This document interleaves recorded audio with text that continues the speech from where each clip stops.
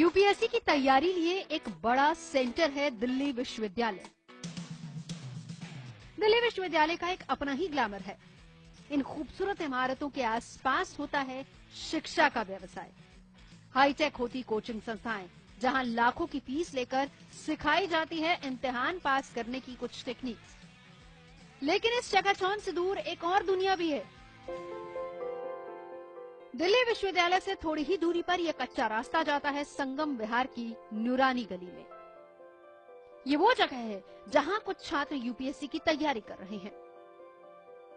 रमजान के महीने में जमा किए जाने वाले जकात के पैसे से इस हॉस्टल को चलाया जाता है। यहाँ कुछ पैसा छात्रों को देना होता है। कोचिंग का महंगा खर्च उठाती है जकात फाउंडेशन। इसी हॉस्टल से इस बार 14 मुस्लिम छात्रों ने यूपीएससी की परीक्षा पास की है। ये कहानी सिर्फ इसी साल की नहीं है।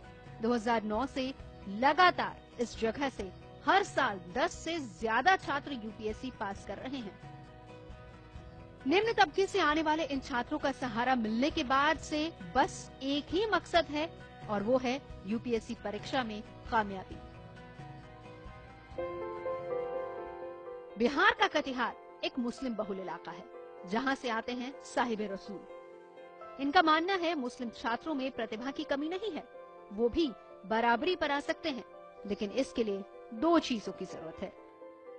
पहला ये कि छात्रों के माँ बाप अपनी मानसिकता बदले और बच्चों की पढ़ाई पर ध्यान दे, और दूसरा ये कि सरकार स्कूल के स्तर पर शिक्षा को मजबूत करे। इस यूपीएससी सिविल सर्विसेज के लिए फाउंडेशन बहुत ही स्ट्रांग होना चाहिए, लैंग्वेज पे पकड़ होनी चाहिए और बेसिक सब्जेक्ट्स बहुत ही स्ट्रांग होना चाहिए। तो मुझे तो बेसिक रीजन इनकम का ही लगता है कि बेसिक रीजन इनकम ही है, जिसके कारण वो पहुंच नहीं पाते उन लेवल तक।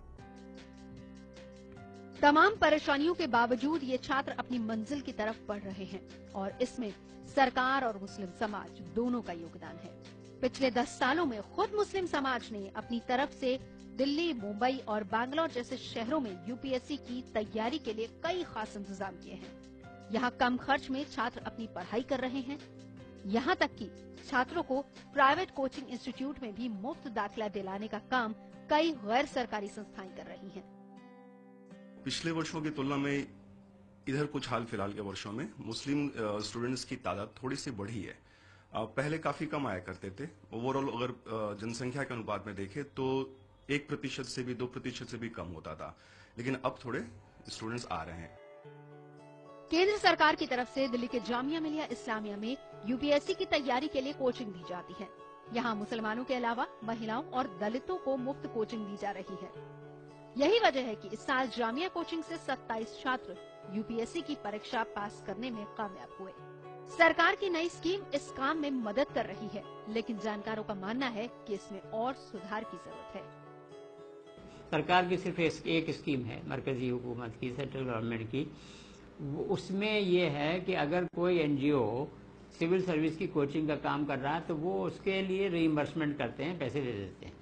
लेकिन वो ये कहते हैं, उसमें शर्त ये है कि वो एनजीओ खुद कोचिंग करे। अब आप सोचिए, सिविल सर्विस की कोचिंग हर एनजीओ के बस की बात तो है नहीं। बहरहाल अब लगता है काफिला निकल पड़ा है। अगर मुसलमान छात्र अपने ही समाज से उठने वाले आईएएस और आईपीएस अफसरों को अपना रोल मॉडल बना लें, तो समाज की कई कुरीतियों को दूर किया जा सकता है।